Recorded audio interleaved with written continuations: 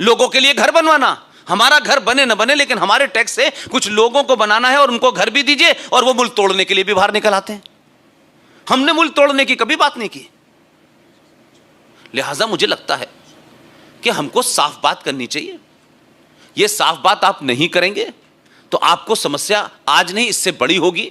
सिर्फ इतना ही फर्क है कि शाहीन बाग पे जो लोग बैठे हैं उनके सामने संकट यह है कि उन्होंने मुल्क भी लिया, कत्लो गारत भी की, मर्डर भी किए, और इस 70 साल के बाद भारत की सत्ता पे कोई ऐसा आदमी पहली बार आया है जिसने कहा है जो दे चुके हैं अब हम देंगे नहीं, अब हमें वापस लेना है। सिर्फ इतना ही फर्क है। अभी उसने कुछ नहीं किया है। उसने पहले यहां से शुरुआत की कि भारत की धरती पे जो एक पाकिस्तान का एजेंट, भारत की धरती पे जो एक्सटेंडेड पाकिस्तान बसा हुआ था, जिनका संविधान अलग था, जिनकी असेंबली 6 साल की थी, जिनका कानून अलग था, जहां प्राइम मिनिस्टर होता था, जहां के तमाम सारे कानून एंटी इंडिया थे।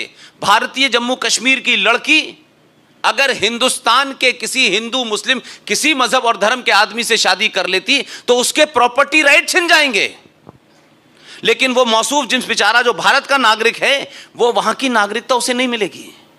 उस लड़की के प्रॉपर्टी राइट छिन जाएंगे। लेकिन कमाल का निजाम बनाया था इन मक्कारों ने कि जम्मू कश्मीर की लड़की हिंदू या मुसलमान अगर पाकिस्तानी लड़के से शादी कर ले तो पाकिस्तानी लड़का जम्मू कश्मीर का नागरिक बन जाएगा, और जब वो जम्मू कश्मीर का नागरिक बन जाएगा तो वो ऑटोमेटिक भारत का नागरिक बन जाएगा। क्या कमाल का रास्ता खोला है। और कहते हैं ओ हो हम तो इस देश के लिए जान दे रहे हैं। झूठ बोलते हो, तुमने इस देश को खोखला कर दिया है। इस देश में क्या कंट्रीब्यूशन है आपकी गंदगी के अलावा?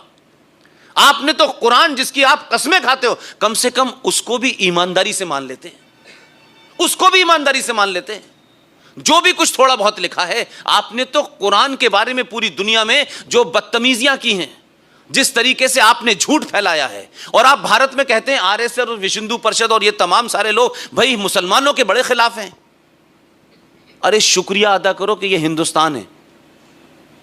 पूरी दुनिया में आप जलील हो रहे हैं, पूरी दुनिया में आपको मारा जा रहा है, पूरी दुनिया में इस्लाम के रूप को आपने प्रदर्शित किया है, आरएसएस और बीजेपी ने नहीं किया है।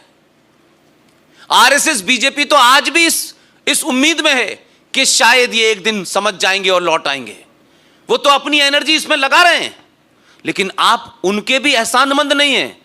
आप तो इस देश के उस प्राइम